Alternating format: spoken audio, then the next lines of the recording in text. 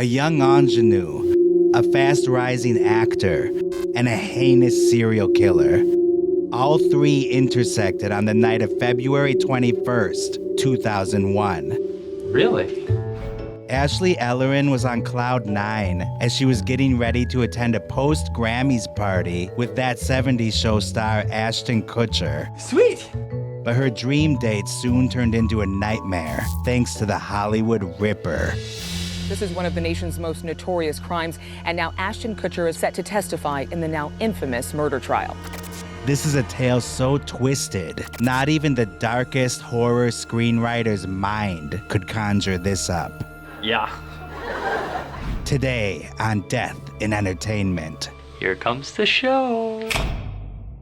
Live from Los Angeles. 911, what is your emergency? Here in Hollywood now. 2 counts of murder. Injury and death. Oh my God! Shocking new details. That has stunned the entertainment world. This makes me a little nervous. The hair stood up on my arms. Just like in the movies. What do you call this thing anyway? Death In entertainment. Well, hello, deados. Hello. Well, you're doing a very Halloween-y voice. This is the punked edition of Death and Entertainment. Death and Entertainment coming at you with episode 97. 7. Yeah. Oh, wow. Okay. Yeah. We are getting close to 100. We're almost old enough to run for president, which I think I made that joke before, but I'll make it again. We are covering the very twisted tale of the Hollywood Ripper and his effect on Ashton Kutcher. The scariest punked ever. Yeah. Are you suggesting that Ashton Kutcher is the only one affected by this serial killer? Among other people. You guys know more than I do, and I could tell by the tone of your voices you know way more than I do. I know nothing about this case. Yeah, this is a very creepy case. But to introduce ourselves to our first-time listeners, what's going on? My name's Kyle Plouffe. My name is Mark Mulcairn. And I'm afraid to say my name because Kyle made fun of me last week. Oh, God, here we go. See, everyone gets too on their own shit. I got my legs back out. I'm not afraid to show them. So you should say your name, Alejandro. And I'm Alejandro Dowling. There Perfect. we go. Very somber, very appropriate for this episode. And I got my gams out. Yeah, gams out. Get in the car. We are going to February 21st, 2001. Let's get there.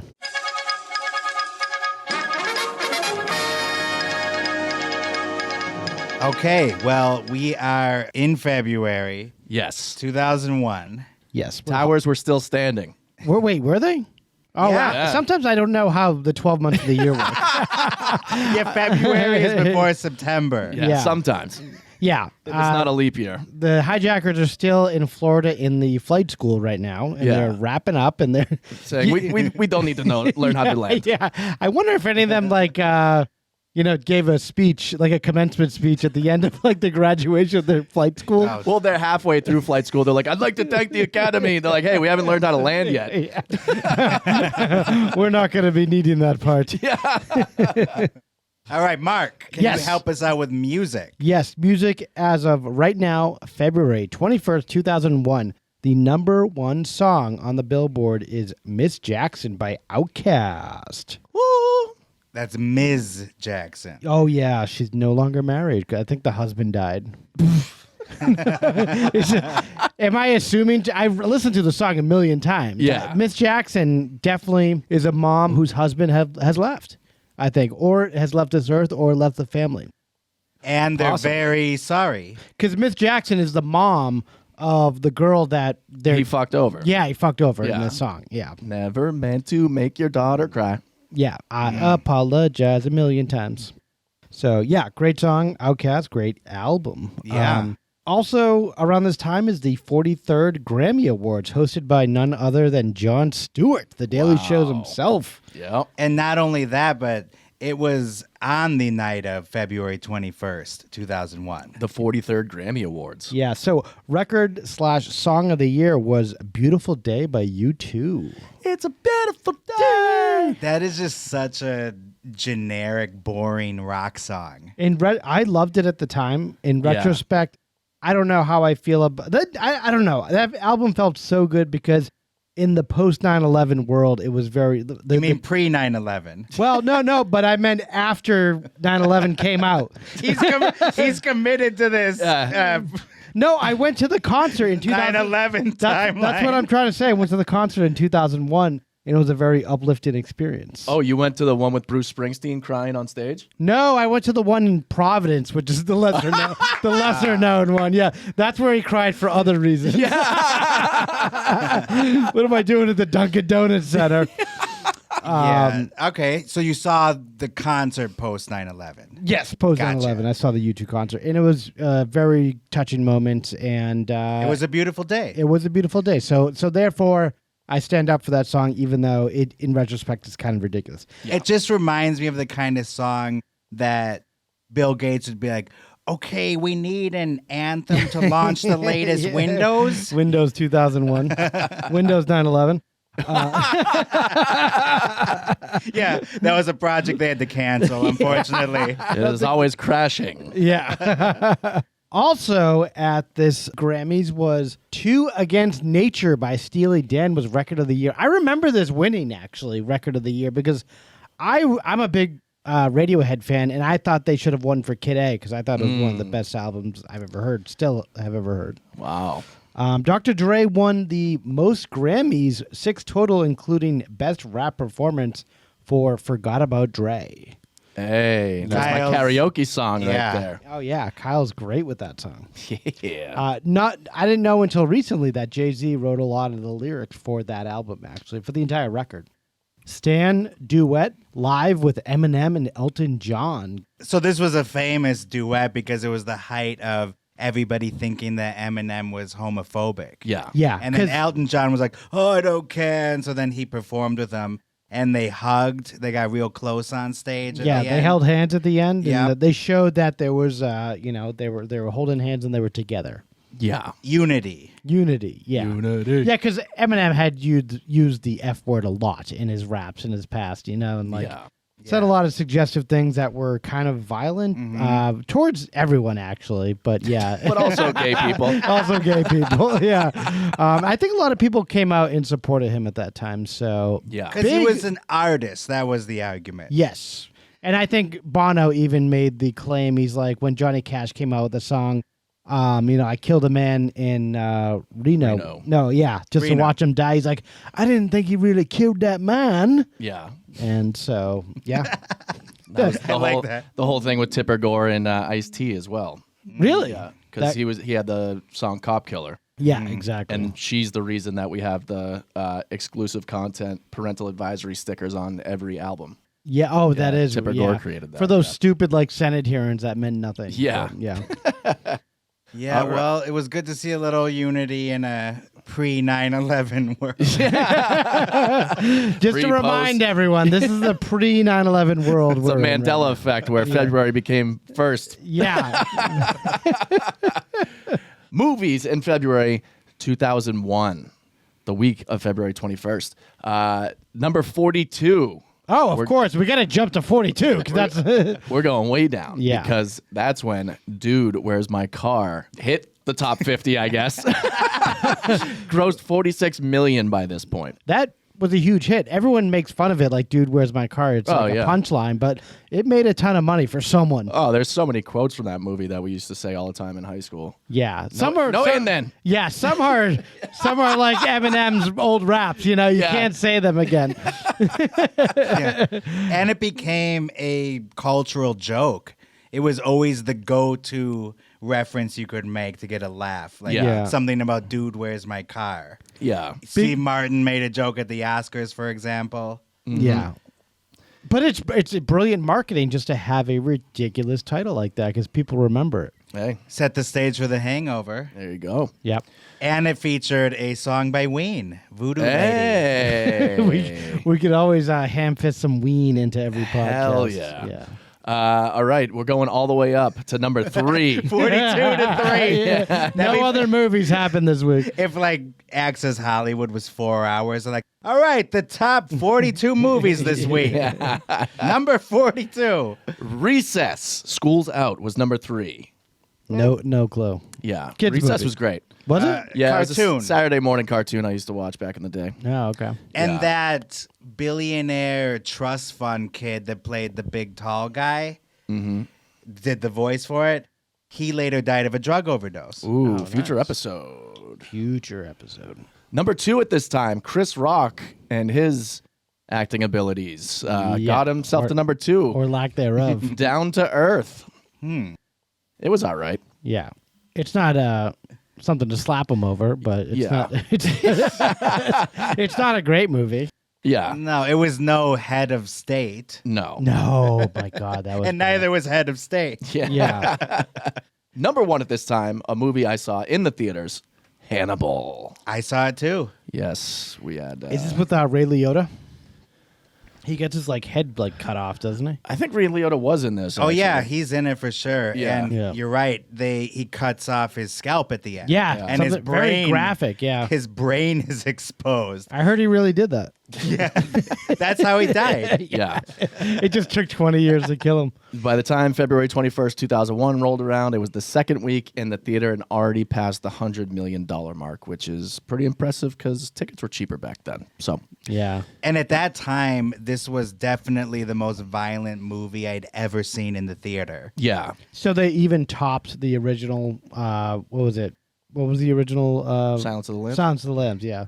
And Kyle's got a picture up of freaky Gary Oldman. Gary. That was looking Gary good. Oldman.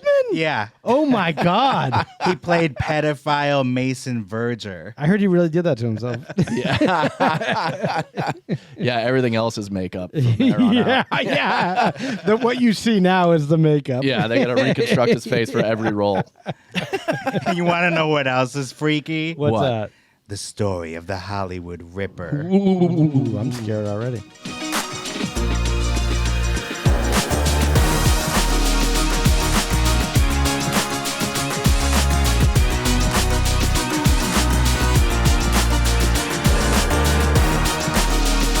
So, Mark, you're not familiar with this story. No. Kyle, are you? I am very familiar with this story. Okay. Well, then we got some stuff to talk about. Yes. I'm going to start in 1993, far away from the glare of Tinseltown. We're right in the thick of the grunge music movement. Oh, yeah. Yep. Yeah. Nevermind is selling like hotcakes. Yep. Yeah. I hope so. RuPaul, supermodel, top of the Wow, charts. random. Kurt Cobain was a big fan, by the way. Yeah. Okay, so we're in Glenview, Illinois, which is outside Chicago. Chicago. Hey, And Chicago, Glenview, take a left on the 45 and go up north. take a right past Schaumburg. Schaumburg. Take the L and go see Ditka. Yeah. What if it was called Hurricane Ditka? The night of August 13th, 1993, an 18-year-old girl named Tricia Pacaccio participated in a scavenger hunt party, and then she and her friends got together at a local restaurant. So they're having fun, and they're ending the summer with I never played scavenger hunts with my friends, but No. But maybe that was like an end of high school thing. Everyone ends it with like some big event or something. Yes. Maybe they did that as a part of the high school kind of, festivities. But yeah, that's the end of summer though, so it's a weird time to be still doing high school stuff. I like burned all my books my last day of high school. And Yeah, exactly. I I was never getting looked back. shit-faced. Yeah.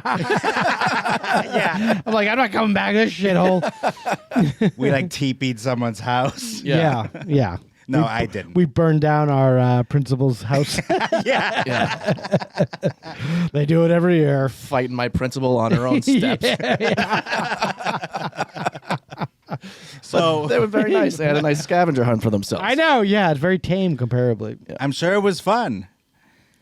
It's like picturesque suburban Pleasantville type Yeah. thing. Exactly. Where people were nice to each other. Yeah. Yeah. Not really People the, weren't the scumbags. Massachusetts experience. But this was the year of the World Trade Center bombing. Ooh, wow. Oh, wow. Wow. So, yeah, this story has a parallel timeline with the trade centers. Yeah. Not good. Tricia was a few days away from being a freshman at Purdue University, where she was going to major in engineering and also study environmental issues. I mean, that's probably just what she told her parents. Yeah, Yeah. that sounds good. What are they? The Boilermakers? Is that Purdue? Yeah. Yeah, the Boilermakers. Always a weird name. I like to drink. Is that what that is? Yeah, Is a Boilermakers. shot in a beer. Yeah, I know. It's kind of a scummy name for a college. Boilermakers. Yeah, where the Bloomington Mai Tais.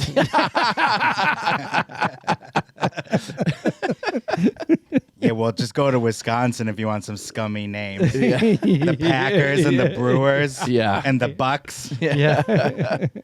After this fun scavenger hunt and this wild time at a restaurant, I imagine, where they traded funny stories about Mrs. Anderson's science class, Yeah, must have been hilarious. Tricia is on her way home, and it's the middle of the night.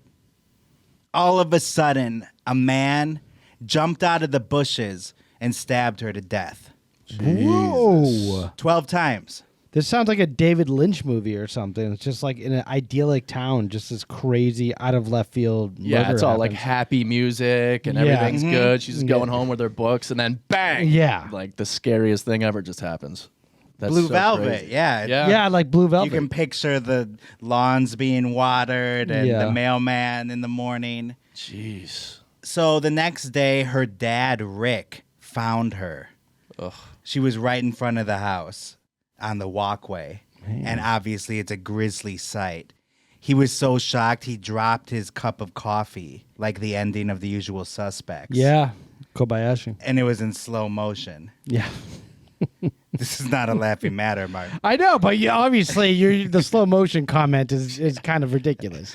Brother Doug heard his dad's blood-curdling scream and called 911. The case went unsolved. They had no leads. Detectives interviewed tons of people from the area, and yet they were finding dead ends. So the Pacaccio family were so distraught that they moved away. 4 years later, they decided to return to the family home. So they went black. And then they never went back. And you went back. So they went bigger and blacker Yeah. to their family home. Returned home and decided, you know what, we're going to stay here because this is where... So they got over it. So they Got over it. Not got over it, but not they were got like, over You it. cold man. we will not be chased from our fucking Yeah, neighborhood. maybe they, they're a fighting chance they're coming back, Yeah, They pulled the exactly. dude. This aggression will not stand, Yeah. man. Yeah. A friend of the family named Michael Gargiulo paid them a visit after their return. He had been close childhood friends with Tricia's brother, Doug. He was around during the tragedy, attending her memorial and signing her remembrance book. Seems like a very Italian family. A lot of Italian names here. Yeah. Michael waited for Tricia's dad, Rick, to come home. So picture this. He's there at the house, and then he's like, I need to speak to Rick. And he's, the dad's not home, so he's like, I'll wait. Like, how awkward is that? Wait, but why? Like, where does this guy get off? Who does he think he is coming into this house and just demanding to talk to the guy? That's what they're wondering. Yeah. And he's got a strange look on his face. Okay. So it really seemed like he had something important to say. And so Rick comes home, and he's like, all right, tell me. What do you want to get off your chest? And then suddenly, Michael's dad and sister showed up and whisked him away. Wow. Very odd behavior. What the hell? Like, is this guy like losing his marbles and stuff, and they're like aware of it, and they just want to get rid of him and not, make these people have to face his craziness? It's certainly suspicious behavior. Yeah. So much so that the Pacaccio family told authorities about him. But before anything could be done, Michael Gargiulo flees. And you know where he goes? Sunny Los Angeles. Oh no. Tinseltown. For Michael Gargiulo had aspirations to become an actor or a model. Oh, don't we all? So now we're in the late 1990s. Grunge has passed. Yeah. And now we're into rap rock. Oh, God. Yeah! So let's get it. And, he's trying to get something going, so he befriends a student from USC who's making a short film about boxing for his thesis film project at the end. So probably one of those bulletins that goes out, like a lot of these USC kids or whoever's trying to make their short films and stuff, they really just try to hire actors for nothing, basically, just to get on screen to put in their reel and stuff. Literally nothing. I think, don't they all work for free for those thesis films? For the most part, yeah. So Sometimes they will have a budget and give you a little. Yeah, I think the AFI Fest, I think they actually get some money and they do pay, I think, SAG rates or something. But for the most part, a lot of these colleges do not have access to that. That's true. There are examples of very successful short films that went on to become commercially viable. Or like Oscar nominated. Exactly. You can easily, you make a great enough short, you can be nominated for an Oscar. In fact, I'm trying to think, there was a parody of West Side Story that won the Oscar for Best Short, and it was a student film. Really? Yeah, about the When you reject- Palestine and Israeli conflict. Ooh, speaking of touchy subjects. Comedy about the Gaza Strip. Yeah. I have a clip of this short film, by the way. Oh, I want to see this guy on screen. Okay, the short film was called Boxing's Been Good to Me, and Michael Gargiulo played a character named Carlos. And he's a boxer in this. Yes. And how tall are you? 6'2". And how much do you weigh? 165. What struck me about him really was that he actually had boxing experience. This is Gargiulo. Uh-huh. I think he was perfect for that part. He looked it and he performed it very well. just not directed very well. Yeah. I think we've realized the problem here. And the way that director was smiling. Oh, he loved it. Yeah, he's like, oh, that's my work there. Yeah. he just doesn't know where to put the camera. Yeah. That's the only problem with him as a director. He just doesn't know where to put the camera. If you're casting One small problem, okay? if you're casting a psycho, hire a psycho. Yeah. What a sick pup. That guy's weirdo too. Yeah. Michael Gargiulo worked as a bouncer after that at a Hollywood nightclub called the Rainbow Bar and Grill. Hey. That's still open, right? It sure is. That's where I met convicted felon. Nice. Ron Jeremy. Yeah. Got a picture with him. We'll put it up. Before he went to prison, I assume. Yes. He wasn't like, had a couple days off and he went to the Rainbow Room. He would be there every night. It was really weird. Anytime you would go there, he'd be hanging out front. The pizza's good there, right? Pizza's good. I heard the pizza's good. Yeah. No, I'm serious. I believe It is. Yeah. It's a good Italian place. Ooh, Marone. Marone. Boy, Marone, the rainbow. You two and the company you keep. You got photos with Ron Jeremy, and you're hanging out with Jeffrey Jones. Yep. No. My God. Very questionable. Michael told people he was training to become a pro fighter. Unlikely. Wait, because he did that short? I guess kind of like it's not a lie, but you are training, but it's not to be a professional boxer, just to do a bad short. I'm a contender. Yeah, I could have been a contender.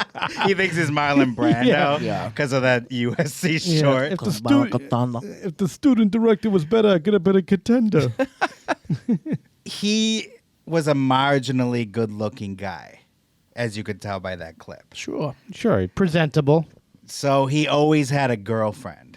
One of those, even though he's a terrible person, Yeah. for some reason, he didn't have any trouble with the ladies. Well, it works. He's got a good prime location there. If he's the bouncer of like the Rainbow Room right on Sunset, you have access to a lot of women coming and going.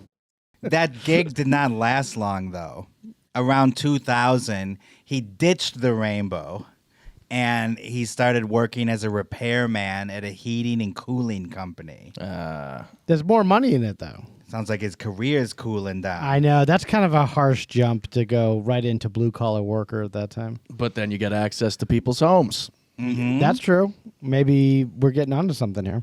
Mike, as he was now known, moved to a house in Hollywood near the hills around Franklin and Highland.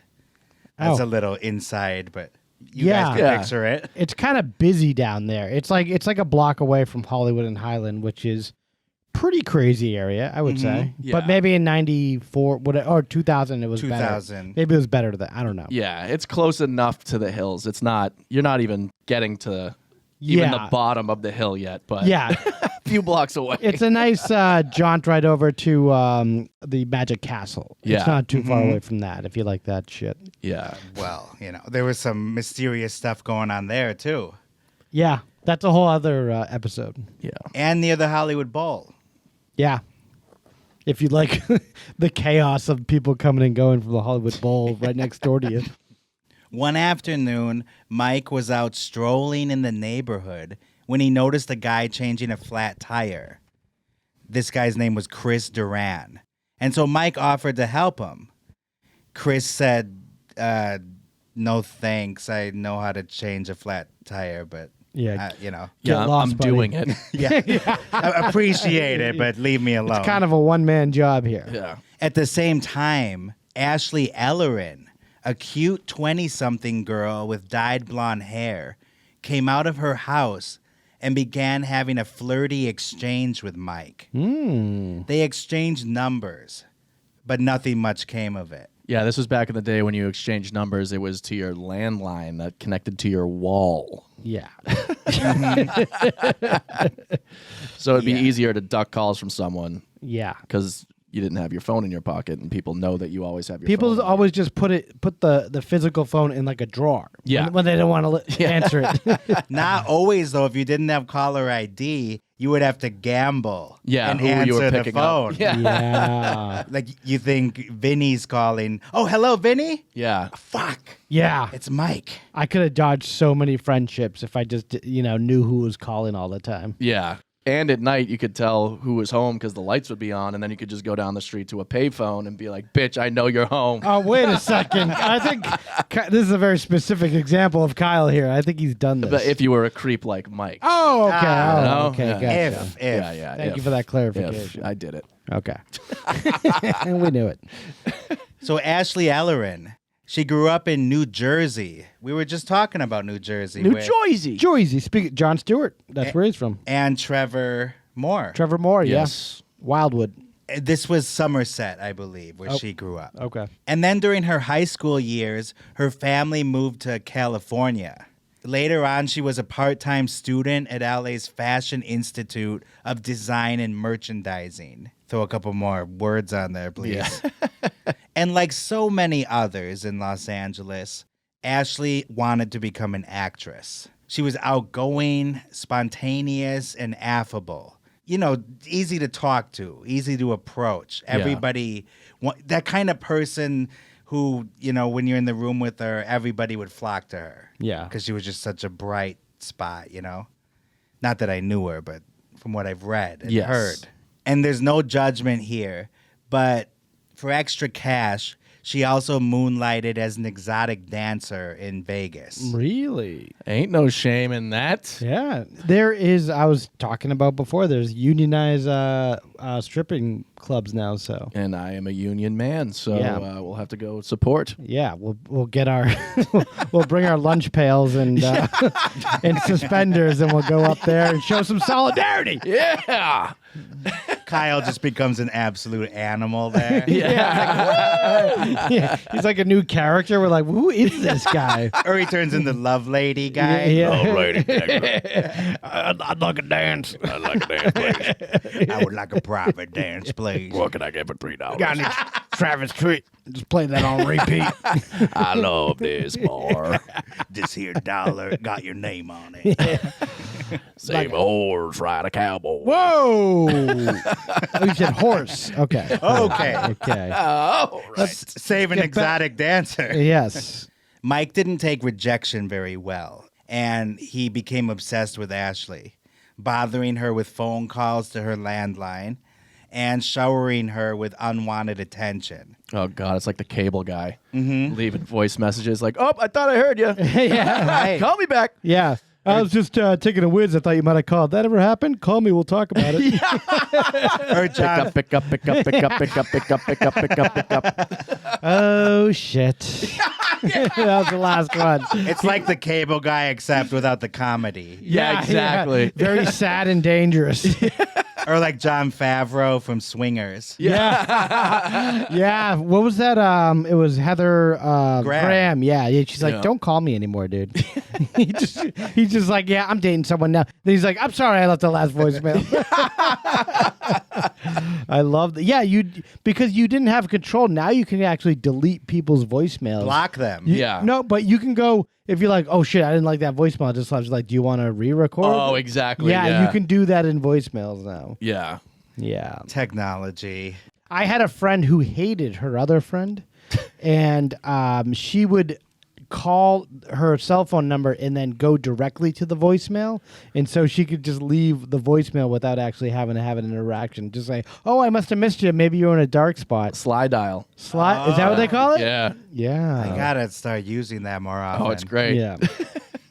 In fact, I think someone did that to me the other day, now that I'm thinking about it. Because the phone was by me, and then suddenly it said missed call and then a voicemail right away. Yeah. And I'm like, there was definitely no ringing there. Son of a gun. Mike lived a couple of blocks away and was often seen in the park across from Ashley's house hanging out with his dog. Oh, what a creep, dude. That poor animal. Yeah. What do you mean, Mike? Yeah. No, he's not dog? poor. Yeah. One night, Mike just invited himself over to one of Ashley's parties because the vibe of her house was very open. There was always something going on there. That's what I want you to picture right now. This is very exciting. They're in Hollywood, and Ashley's house is the place to be. Yeah. She knows everybody, and they always are hosting something there. We could compare it to that Heath Ledger Los Feliz house. Remember, he had all the Australian actors and stuff hanging out there all the time? Yeah, it's and like just like that. filmmakers. Yeah. Witnesses say that once he arrived at the party, Mike just sat on the couch staring at Ashley. Oh, God.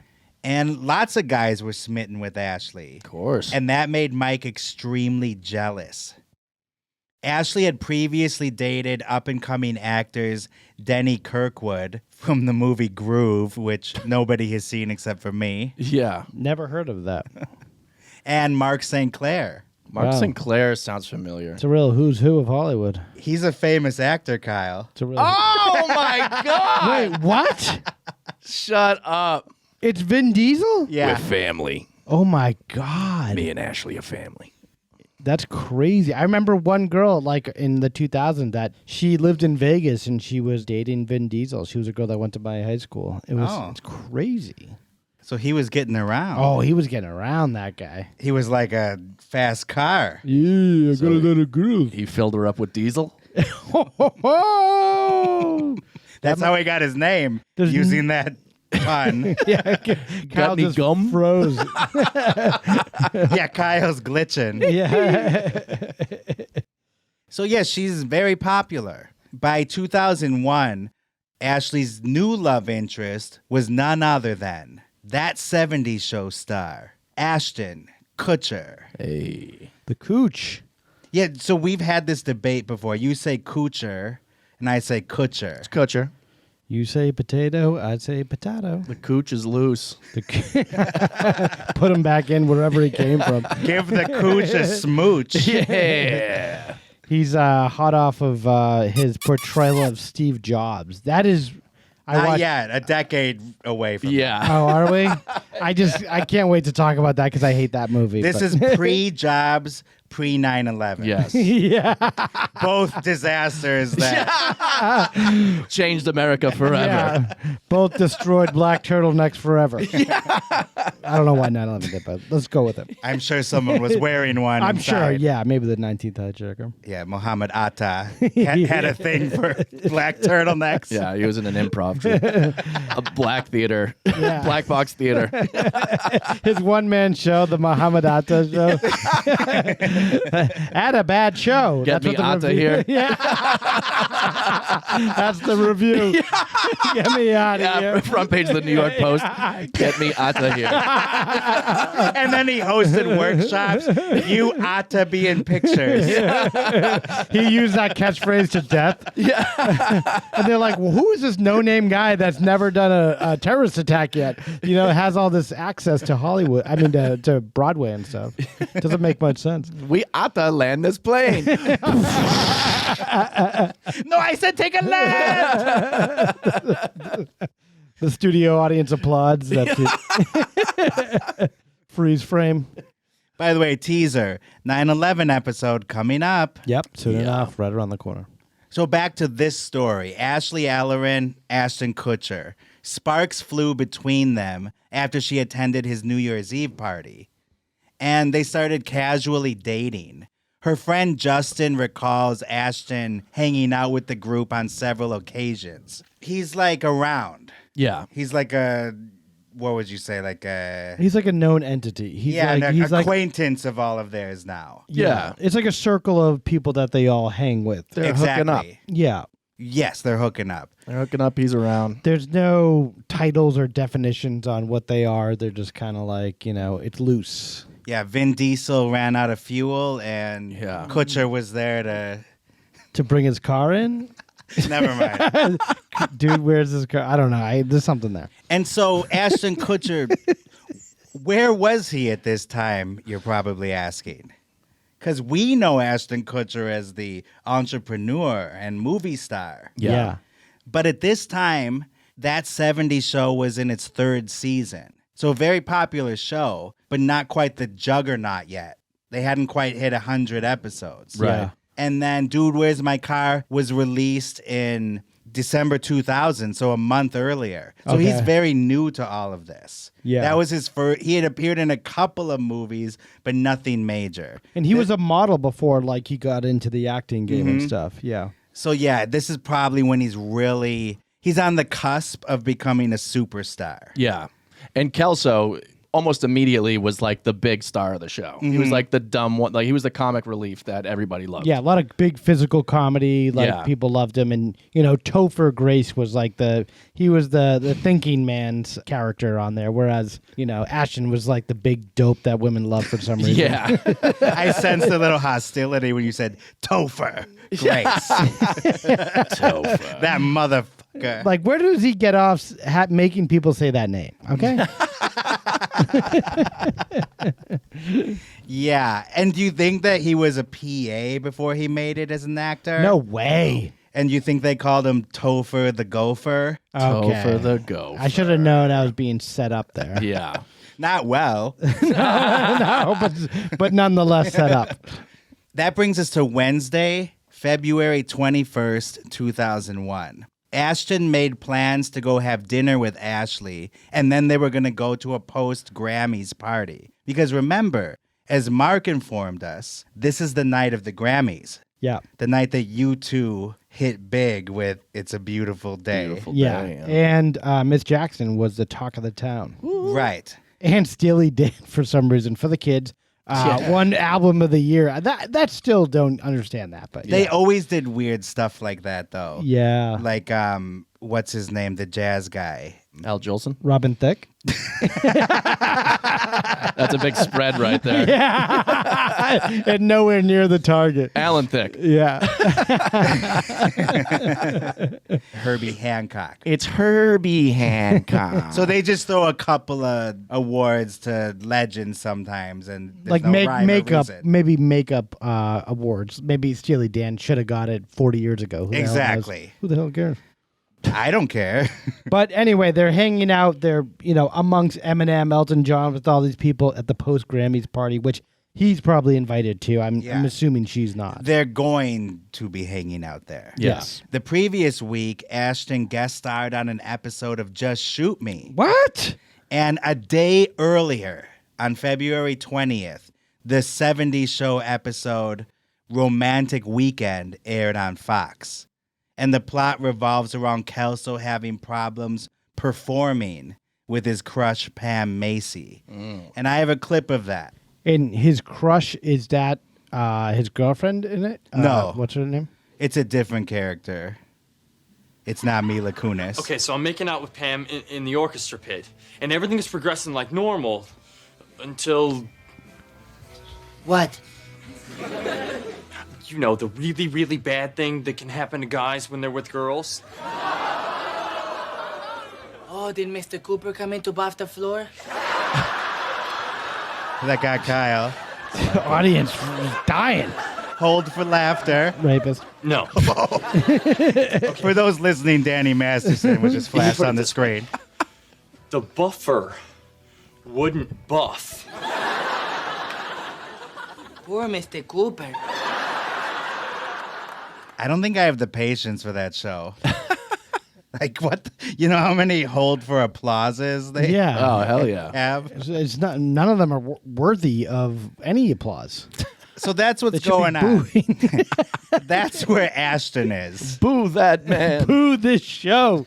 He's got a hit movie, Yeah. hit show, and he's about to bring a hot date to a hot party. Hey. Sadly, Ashley would not end up going out with him that night. Wait, wow, she just didn't want to go to. She wasn't feeling it. She wasn't feeling good. She had cold feet. Something like that. Yeah, she was washing her hair. She was taking a shower at one point. Really? I'll get to that. Okay. Ashton is running late, and he keeps pushing back his ETA to pick her up. He finally shows up close to 11 p.m. He knocks on the door, but nobody answers. He finds this strange because the lights are on inside, and Ashley's BMW is parked in the driveway. Ashton peeks through a window and notices red wine spilled all over the floor. Must be from last night's shindig, he thinks to himself. Did he really say that to himself?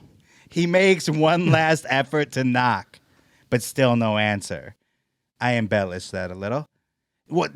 That's the gist of, yes, what he said to himself. Yeah. I don't know exactly what was going on in his head, though. What if this is how he came up with the idea for Punked? Maybe. Then he'd be a real sicko. Yeah. Ashton figures that Ashley must have been angry with him for being so late. So then he splits. Ashley's roommate, Jennifer DeSisto, had dropped by earlier in the night, but had forgotten her keys in her boyfriend's car. She too had tried to knock and noticed that the lights were on. But she didn't think anything of it because Ashley often left the lights on. You know, oh, Ashley.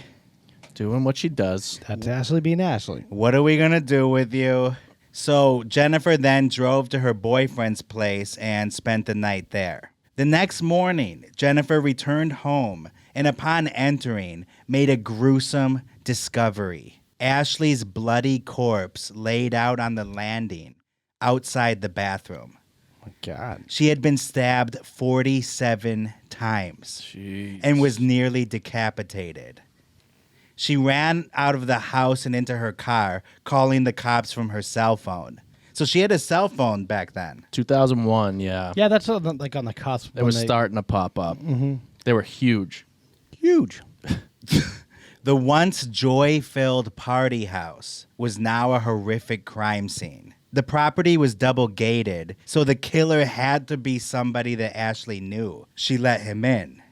Ashley had been stabbed right after getting out of the shower. Jesus. That is awful. Because, you know, sometimes I'm not always in the mood like to take a shower. I do shower all the time. I just mean, Yeah. you know, sometimes when you're tired after a long day, you know you're going to do it, but you have to, you know, hype yourself up to get there. Like, Yeah. oh, I got to take a shower now. Yeah. So you take the shower and you're excited. You're clean, you're ready, and then boom, somebody stabs you 47 times. I hate when that happens. Yeah. Her deep wounds went from left to right, suggesting that the attacker was a lefty. Remember that detail. Southpaw. Other than that, there was little evidence to go off of. No blood splatter outside, nor anything like ripped clothing laying around. Ashton ended up attending the Grammy party alone the night before. So he checked the house. She wasn't there. No signs of her, but there was some spilled wine. He just decided to take off like, all right, well, I guess she's not coming, and so I'm going to go alone. Yeah, in his head, he was like, oh, man. He's like, I fucked up because I kept procrastinating to get there. Then I finally get there and she didn't wait for me. She started drinking and got drunk and spilled some wine, and maybe she's home and passed out, or maybe she's, out with somebody else. Mm-hmm. Yeah. That's it. Yeah. Yeah, because they didn't have a defined relationship. It was kind of loose. Not at all, yeah. So the next day, upon hearing about the murder, Ashton was freaked out and contacted police immediately. He was nervous about his fingerprints on the door and didn't want to be listed as a suspect. So he told detectives that he spoke with Ashley on the phone at 8:24 p.m. She told him she had just gotten out of the shower. Then he says he showed up around 10:45 p.m. to pick her up, and that when she didn't answer, he assumed she left for the night and was upset with him. He then mentioned seeing the red wine, which, of course, turned out to be her blood. Oof. Well, the thing is about L.A., just because he's, showing up at 10:45, that's when things start really popping off for, the night scene in L.A. So being that late like that, he probably said he was going to be there 2.5 hours earlier.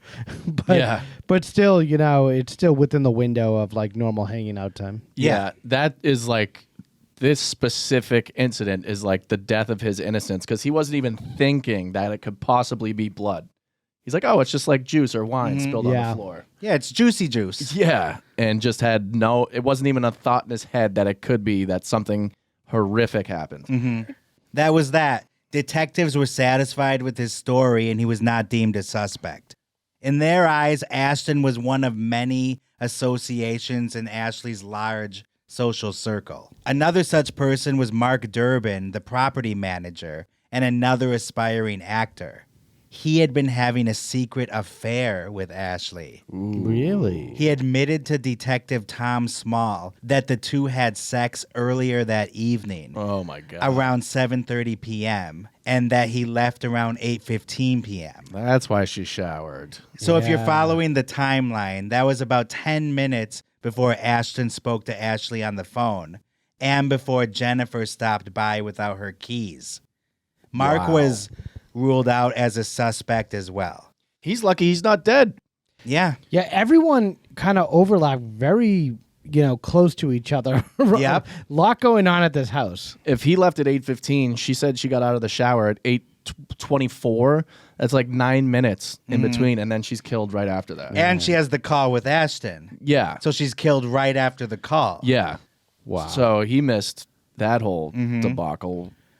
Yeah, he could have been less than 20 minutes fighting in the streets with the murderer. Who knows what would have went down? Yeah. A possible boxer murderer. Potentially. Well, I didn't want to say it because we don't have a suspect yet, but yeah, potentially.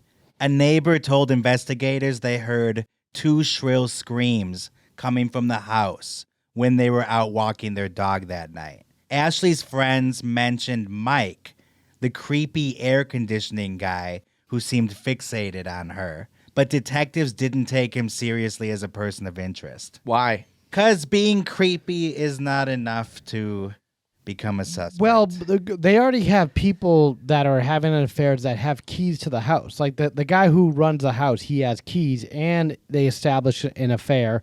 So, yeah, right there, that's their prime suspect, it would seem. Yeah. Yeah, but then you have call logs where it's showing this guy constantly calling and leaving voice messages and... Oh, shit. I don't know.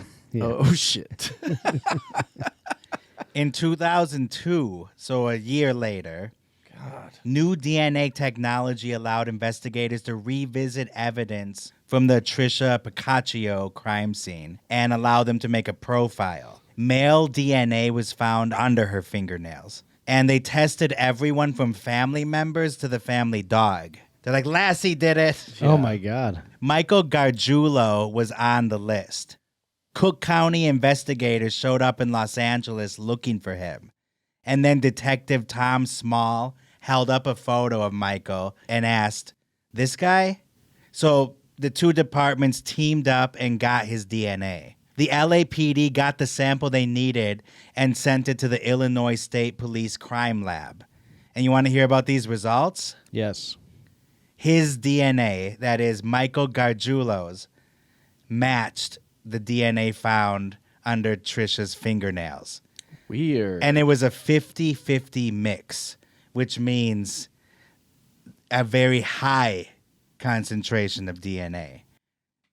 So she scraped at him a lot. So if they That found was a fight. if they found this guy, Michael, and they should be able to find some big scrapes on his body. But this is 10 years earlier. Oh, yeah. And a year after the slaying of Ashley. Yeah. Because there was no evidence. So he would have healed up. Okay. No leads in either case. Yeah. Also, more details started coming out about Michael. He was known for having a hot temper and had a history of violence, including allegedly assaulting his high school girlfriend, as well as his sister, and throwing his dad through a window. Oh, Jesus. So case closed, Happy right? Father's Day.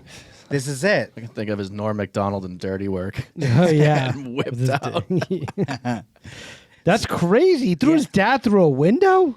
Yeah, they got their guy, right? Yeah, I would assume so. Not so fast. Wait a second. The DNA could have been from casual contact, says the Illinois investigators. And I have a clip. With Stone Phillips. As a woman. If there was a DNA match to Gargiulo, why hasn't he been arrested? The DNA match is consistent with casual contact. We I think still that cannot guy did it. establish, Yeah. Based on the Look at those DNA dead alone, eyes. What's he He was on? present at the time of the killing, as opposed to a different time.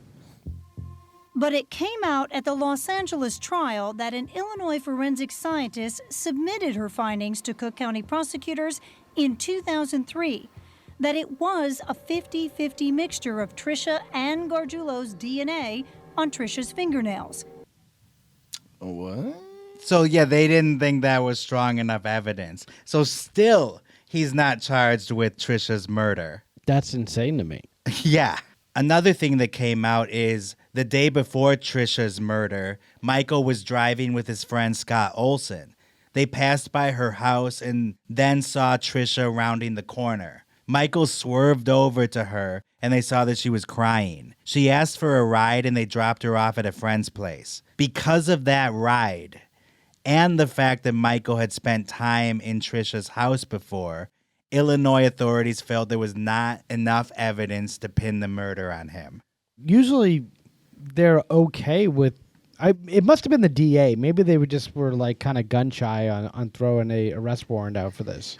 I don't know. Usually they want to solve the case. When someone's found murdered and they have chunks of skin under their fingernails, it's because they're fighting someone. Yeah. That is the person. And this girl would never voluntarily let this guy anywhere within 5 feet of her when she was alive.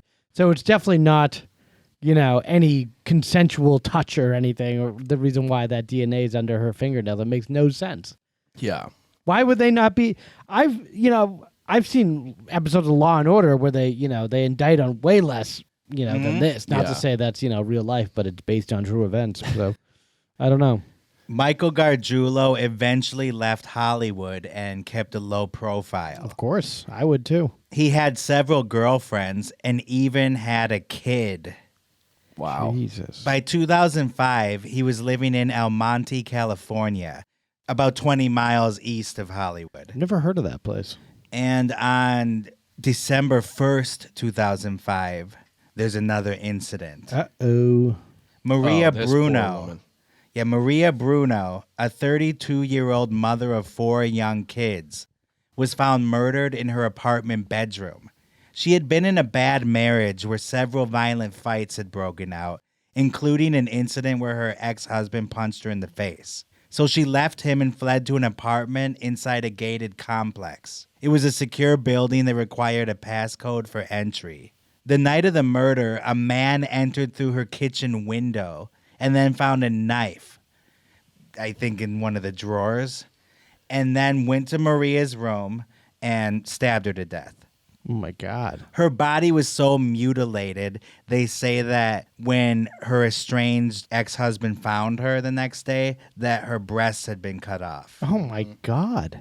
Again, there was little evidence except for a blue cotton bootie that was found in the parking lot with a drop of blood on the sole. DNA testing showed that it was Maria's blood. Her estranged husband was obviously suspect number 1. Drops of her blood were even found in his car, but he told investigators that they had actually rekindled their relationship and had gone out to dinner earlier that evening. He said that listen to this. He said that she had cut her finger and was bleeding as they left the restaurant. And so that's why there was blood in his car. This is like That's so crazy. OJ Robert Blake's explanation here. The manager of the restaurant confirmed his story. Wow. So this became another cold case. And the blue cotton booty, that's like a cotton like shoe cover with an elastic on it. Yeah. So that you can't get the footprints. Like Mark Wahlberg wears in the Departed when he goes to kill Ben Damon. Yeah, exactly. Sorry if that's a spoiler. I think it's been enough time. Yeah, I think a lot of people have seen it. Meanwhile, Michael Gargiulo was having relationship troubles of his own. He ditched his girlfriend and baby and moved to Santa Monica, but violence always seemed to follow him. On April 28, 2008, his neighbor, a 26-year-old woman named Michelle Murphy, was attacked. A man gained access to her apartment through a side window and then went and opened the front door to create a quick escape route. He then went to her bedroom and woke Michelle up by stabbing her with a knife multiple times in the chest, shoulder, right arm, and hands. She fought back, and during the struggle, the man was also cut, and then she managed to kick him off her. Michelle then chased him out. He told her that he was sorry before running away like a coward. What a psychopath. It's always a woman, too, this guy seems to have run-ins with. She called her boyfriend, who then called 911. I thought that was a little strange. Yeah. Wouldn't 911 be the first call? I would tell the cops to call the boyfriend. Yeah. I don't know. Some people panic in these situations, like when the Heath Ledger one, when like one of the call the Olsens. Yeah, call the Olsen twins. Yeah, when one of the maids found him dead, is like that's the first call. Call Elizabeth and Ashley Olsen. Yeah, remember that William Shatner show, Rescue Ashley Olsen? Yeah. I know who to call. Ashley Olsen. Michelle told police the man was about 5'11", and she noticed that he was left-handed. Dun, dun, dun. Southpaw. Blood was discovered on the steps outside and spilled into the alley.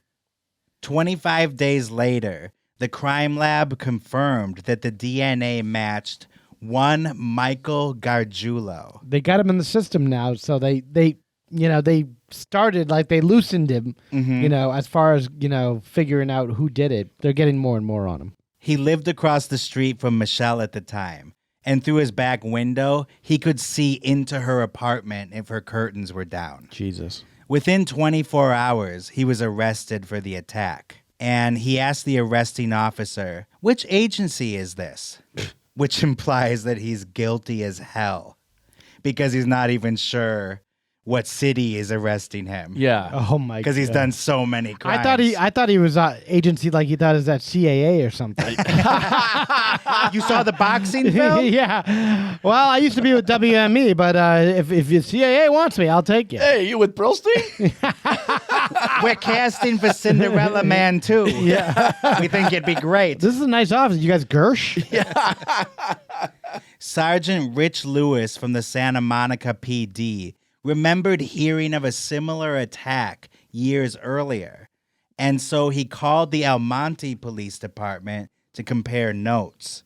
That's crazy that he had the idea to do that. Because otherwise, even though they're similar crimes, it's like there would be no way to connect them necessarily. Yeah. And especially being a LA police officer, like, there's so many murders in LA. It's insane. And to be like, oh, I remember another lady who was murdered 20 miles east of Hollywood years ago. That is a crazy... I would never expect the LAPD to actually have that much foresight and thinking and work ethic. Yep. Like, it's crazy. Hey, kudos to Rich Lewis. Yeah. Hey, we'll give it up when we need to. Yeah, you hear that, Mac? Turns out Michael Gargiulo had lived in the same apartment complex as Maria Bruno. You don't say. They even found a matching blue booty in his old apartment attic. Wow. So he was like a pro. He had like all the equipment of a murderer. Except he's a dumbass because he left the booty in the parking lot. Yeah.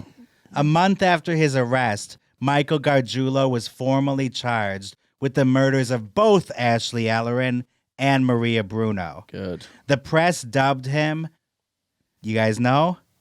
We said at the top, what's it called again? The Hollywood Ripper. Dun, dun, dun. Also, Chiller Killer and Boy Next Door Killer. Some of these first drafts didn't make it at the end. But no charge for Tricia Pacaccio yet. Why? For Ashton's girlfriend? Nope, Tricia's the one in the one way back Chicago. in Illinois, yeah. Yeah, no, Ashley Ellerin was Ashton's girlfriend. Because these cops in Illinois, they're afraid of throwing charges on him. But then something happened where even the inept investigators in Illinois could not ignore. Oh, okay.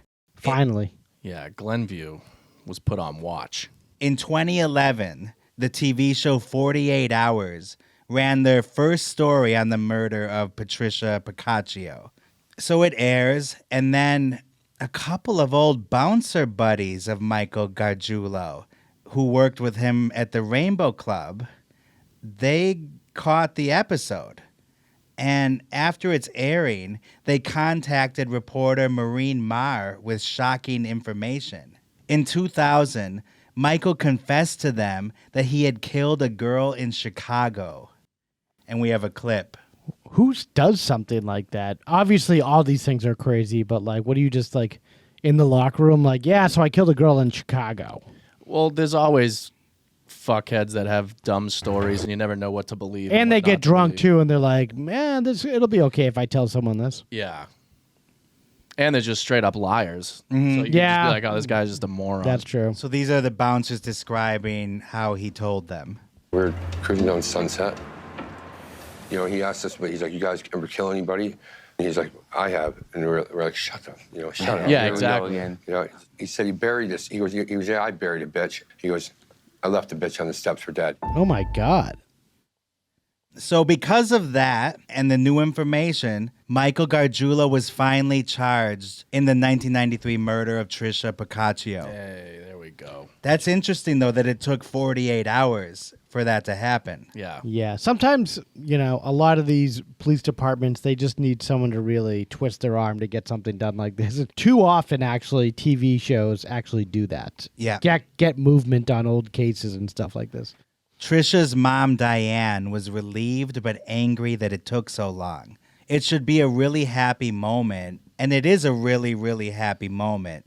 But what we had to go through was insulting. Absolutely insulting. And the fact that they went to the police knowing that whether or not Gargiulo did it, he went to them to say, I have something to tell you. And then his parents showed up and whisked him away. Mhm. And they never got answers out of the family or him. And they knew right then and there that he was the culprit. Yeah. He was the killer. Yeah. That's crazy. So the trial finally took place in May 2019. It took longer than any other inmate in LA County history to go to trial.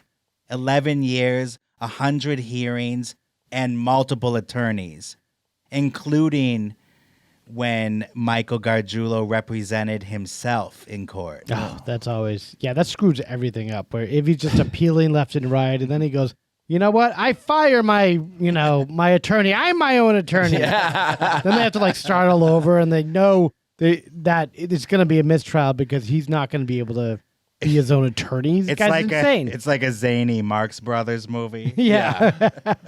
Objection. Yeah, he's talking as both sides, like, hey, I'd like to fire my attorney, and it's him, and he's going over, hey, you can't fire me, I fire you. I quit. Yeah, it's like a one-man show. He's back at the one-man show. Yeah.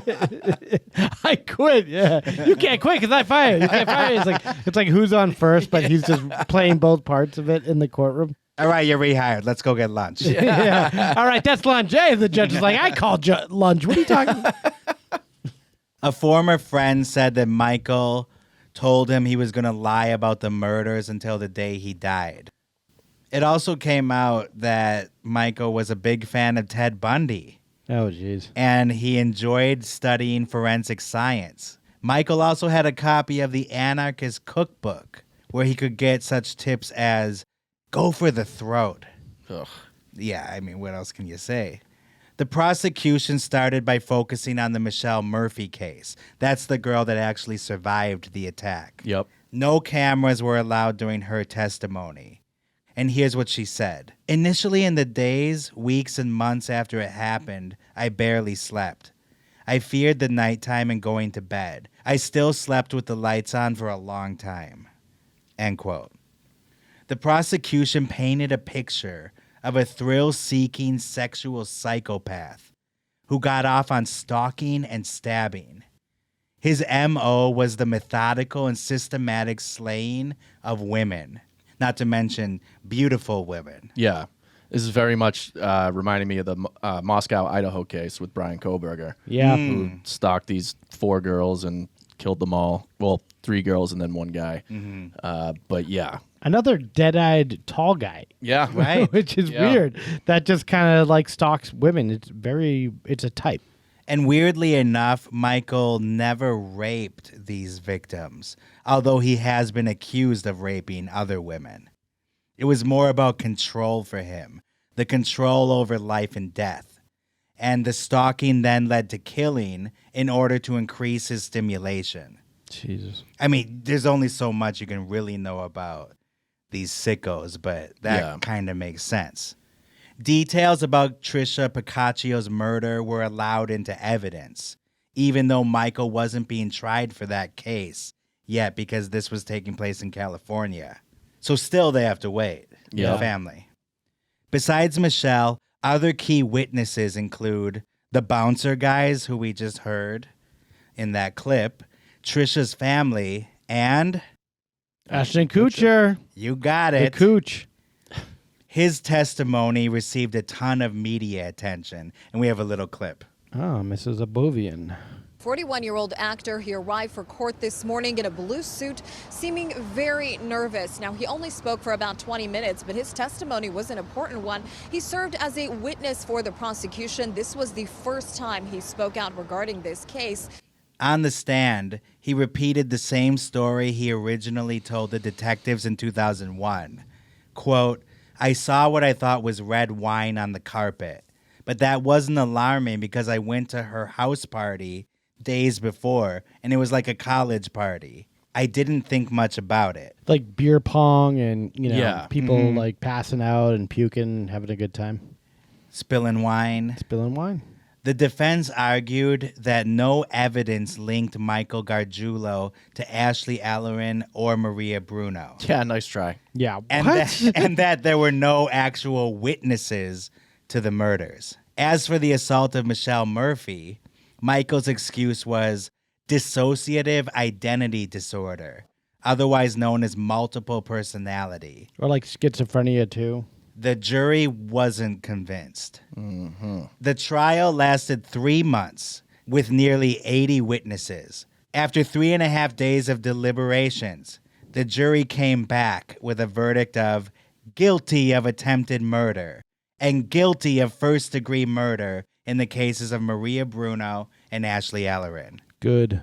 L.A. Superior Court Judge Larry P. Fidler sentenced Gargiulo to death and called his crimes vicious and frightening. Damn. And by the way, this is the same judge from the Phil Spector trial. Ah, so he's used to throwing away and putting them in and throwing away the key? Yeah. We got a fiddler on the bench. On the bench. If it was a mean judge, you really got to know Fiddler on the Roof to get that.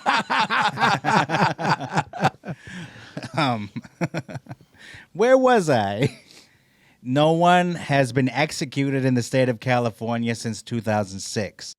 And Governor Newsom has halted all executions while he's in office. How long is he around for? Yeah, who knows? Yeah, he doesn't want anyone executed while he's busy eating in fancy restaurants. Yeah, he's at while the the rest of us are in At quarantine. the French Laundry. Execute him. Yeah, whoa, okay.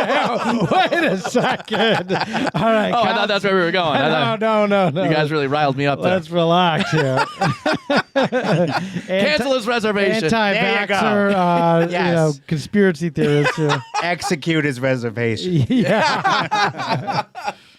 At some point, I would think that Michael Gargiulo is going to be extradited to Illinois in order to stand trial for the murder of that still hasn't happened. Of Tricia Pacaccio. Mm-hmm. Still hasn't happened. Wow. And it's on the to-do list. Well, that must be a long to-do list. Yeah. Yeah, and that's basically it. That's the case. He's sentenced to death, and Gargiulo is now 47 years old and currently rotting away at San Quentin State Prison. Man. Yep. And when did Ashton, when did he take the stand? That was 2019. Oh, so that was somewhat recently. That's Mm-hmm. crazy. Yeah, it reminded me of when I was in high school, my senior year, my psychology teacher, Mr. Masters, he had to take 3 weeks off to go be a witness in a murder trial that involved his first wife in 1974, I believe. Him and his wife went on a biking trip together in Miles Standish Park in Massachusetts. And he's like, I'll go left, you go right. We'll meet. We'll race to, where the paths meet up. Mm-hmm. And she never showed up. Oh, and so my. he went back. They found out it was this random guy waiting in the woods, and for some reason, he just happened to be on the trail that she was on, and he just stabbed her to death and hid the bike, hit her body, and didn't get caught till, it was 2004 when he went to that trial, so that happened. It was almost 30 years later. These legal proceedings take forever. I think you can request a speedy trial, but not always. I don't think they found him until years and years and years later. So they didn't just figure didn't it have out. a suspect. Miles Standish Park, is that near Winthrop? Is that near where my parents live? I think it's down near Plymouth. Oh, okay, because I know there was Miles Standish. Miles Standish. It's amazing how long these things Duxbury, take. Massachusetts. Duxbury, Yeah, okay. so, yeah.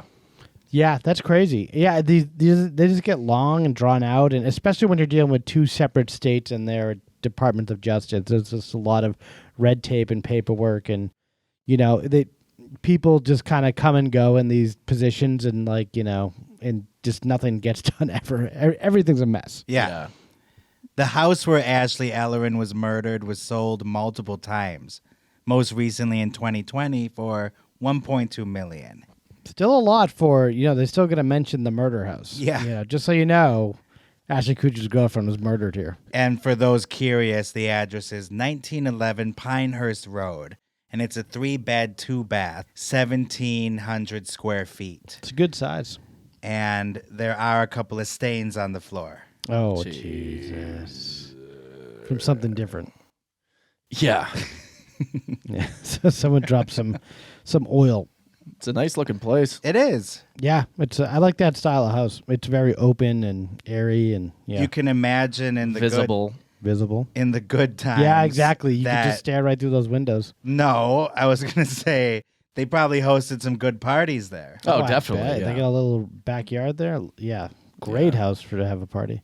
Kyle's got the photos of the house up. It looks like a beautiful place. Very beautiful. Yeah, Great layout. It's very homey. It's like, Yeah. a lot of places in LA you think of as like an apartment. It's all like, It's like old LA kind of like style of house. yeah, it's a full on house. Yeah, the house. This is a house. Yeah. We're two realtors that just keep telling the people it's a house. Yeah, it's a house. Just so you know, it's a house here. Yeah. So what do you say? Yeah, I So- mean the sad reality of this is that it probably was a turn on for the people who bought it. Maybe. something so heinous happened there. I mean, that kind of stuff. Kyle, you're going after the new homeowners? I know. It could be, Unlike the Brittany Murphy house, like this is one where they kept up. Like Brittany Murphy's, they knocked it all down. Yeah. They want to know True. no shred of history of what was going on there. Yeah, and the Sharon Tate house got knocked down too. Yeah. Yeah. That one I wouldn't want to live in. Yeah. But this one you would. I'd consider it. Okay. But it's disgraceful. They barely cleaned up before putting it on the market. It still has the chalk outline in the living room. God. You and your fake facts. Fake fact. Well, I have some real facts now. Let's hear 'em. Less than a year after the murder of Ashley Ellerin in February 2001, Ashton Kutcher filmed a pilot for MTV called Harassment. And Kyle, you want to open that link? Oh, I remember this. What? Kyle, can you sum this up? Yeah. MTV is sued over corpse prank. So pretty much they had people come into a hotel room where there was a dead body, a bloody dead body. Let's see what is this? Entertainment Weekly? This is crazy. What if you and your spouse checked into your hotel room, found a bloody corpse, found yourself barred from leaving the room by hotel security guards, and then learned that the whole thing was a hidden camera prank for a TV show? I hate when this happens. Pretty funny, huh? No? James and Laurie Ryan did not think so either. So they're suing MTV, the hotel, and that 70 shows Ashton Kutcher, host and producer of the show that staged the stunt, according to various reports. So that seems odd to me that after that traumatic experience, less than a year before, that he's staging this dead body prank. That's insane. I thought his day job was taking care of kids, not exposing people to dead bodies. Yeah. And again, I'm not saying he had anything to do with her death. It's just strange behavior, if you ask me. It's strange to internalize what you just went through and put someone through a worse version of that, because you only saw the blood from outside and left. That's the, that's the burden you had. These people were locked in a room with a body, and the security guards wouldn't let them out of the room. And they believed it was real. It's Yes. the opposite. Yeah. He thought it was red wine. Yeah, exactly. He wasn't bothered at all. And he wasn't locked in a room with Ashley. Right, exactly. And he wasn't inconvenienced in any way. Yeah, so they sued and they settled for an undisclosed amount. And the show Harassment was retooled to focus on celebrities and became the show Punk'd. Oh, my God. Okay. Which aired a year later in March 2003. It premiered. Yeah, it's not every day that a show gets sued for $10 million and then becomes a big thing that they keep going with. I know. Never. And we have a little clip of Punk'd to remind y'all what that was all about. Yeah, unless you're, for the kids out there that haven't seen Punk'd, experience this master show. Yeah. Master of television filmmaking. Here's what's gonna happen. We're gonna do something, a celebrity's gonna get pissed, and then we're gonna laugh at them. Tonight on Punk'd, NBA star Shaquille O'Neal gets welcomed back to Los Angeles. So that's my space. I don't know, man. Waltz into town again and take spaces? Playing for two teams now? Why would I do that to you? Dude. It's all next on Punk'd. On Punk'd. On Punk'd. Yeah. Yeah. We got you. That's where Dax Shepard got his start. Yep. Yeah. He's the agent that made Justin Timberlake cry. Is he? Yeah. He's like, would you please not break my belongings? You didn't pay your taxes, man. Yeah. If that happened to me, I'd say bye, bye, bye. Hey, Nice. It's gonna be May.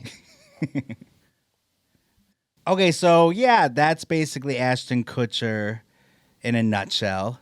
He became very famous. Now, this is Ashton Kutcher in a nutshell. I'm Ashton Kutcher. How did I get in this nutshell?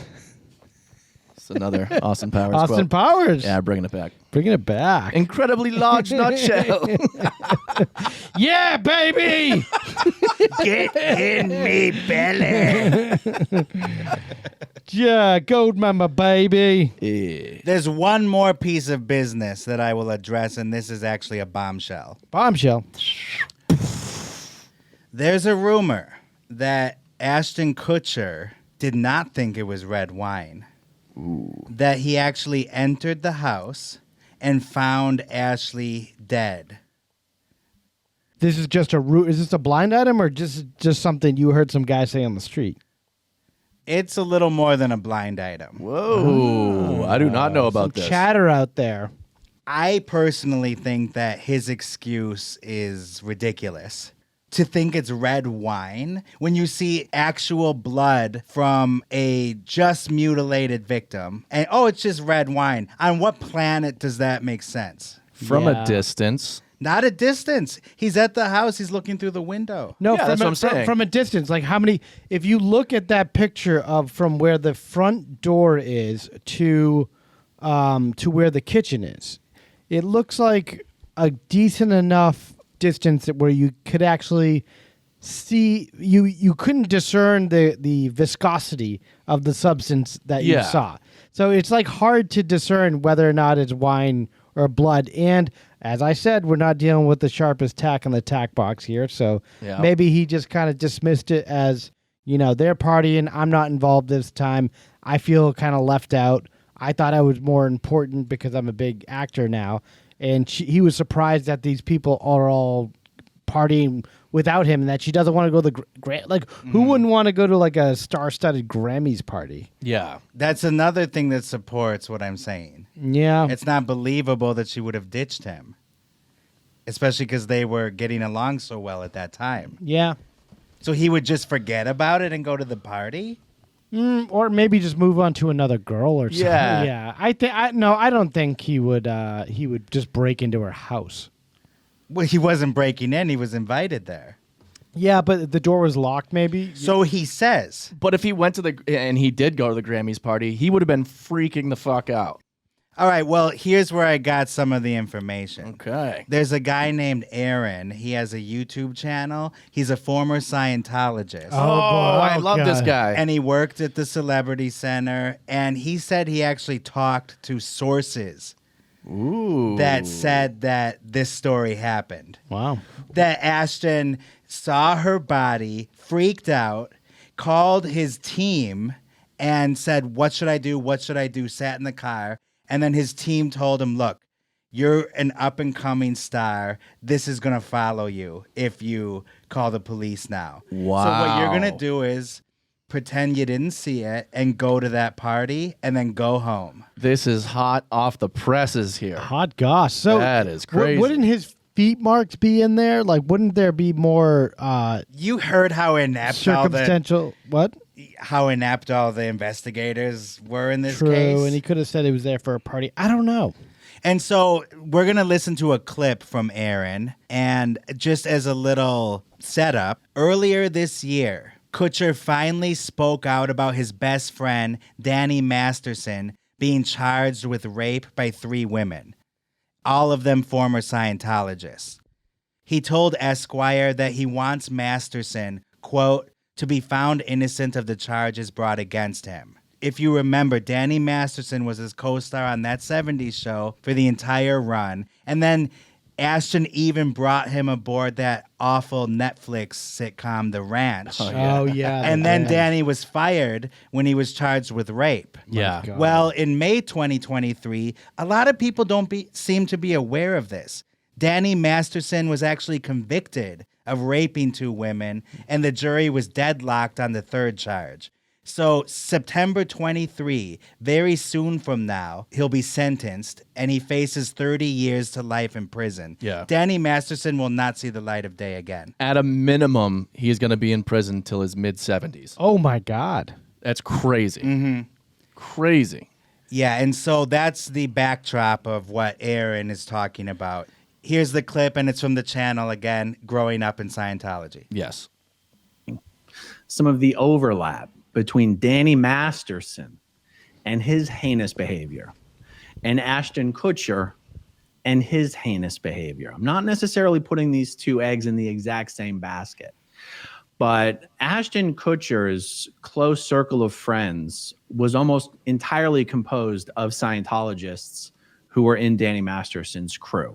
So when Ashton Kutcher comes out making it sound like, golly, gee willikers, he just doesn't know what the truth is in the Danny Masterson case, Ashton is full of it. And what we're going to talk about today, this is not an exaggerated hyperbolic headline that I've given this video.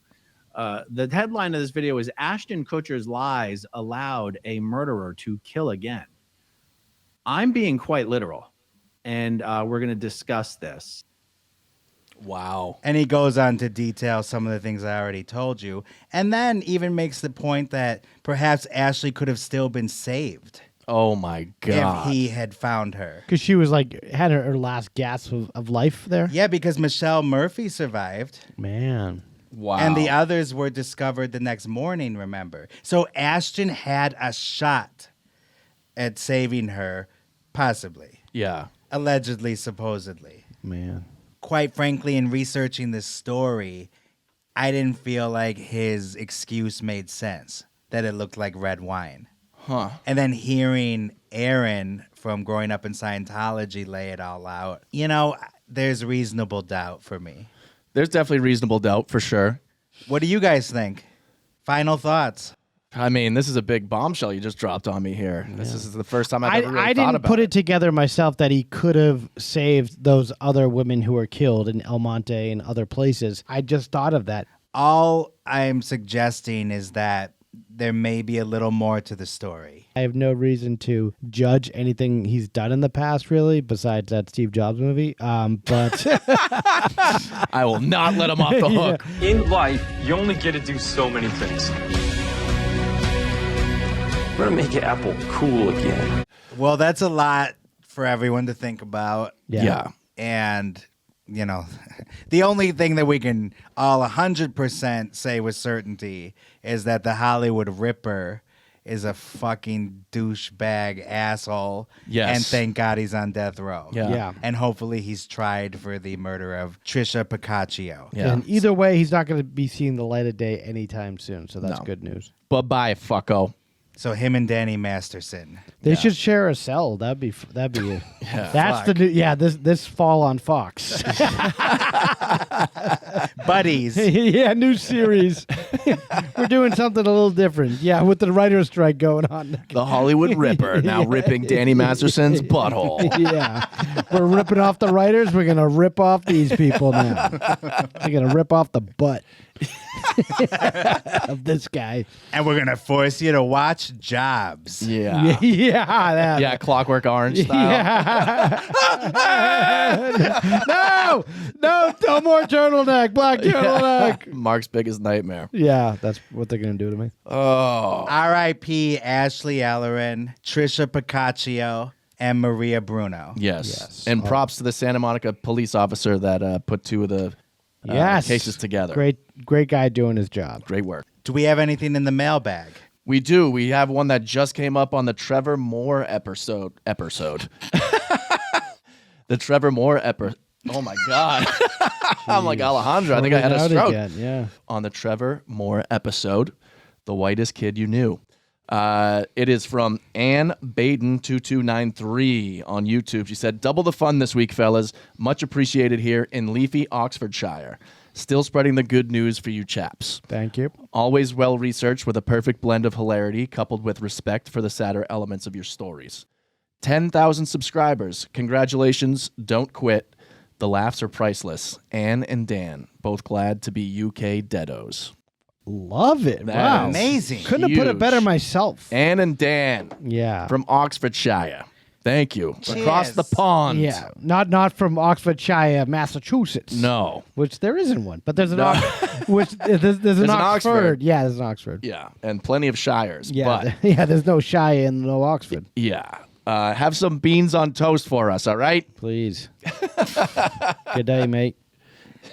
That's Yeah. Australia. Oh, sorry. Fuck. Yeah, cut it up.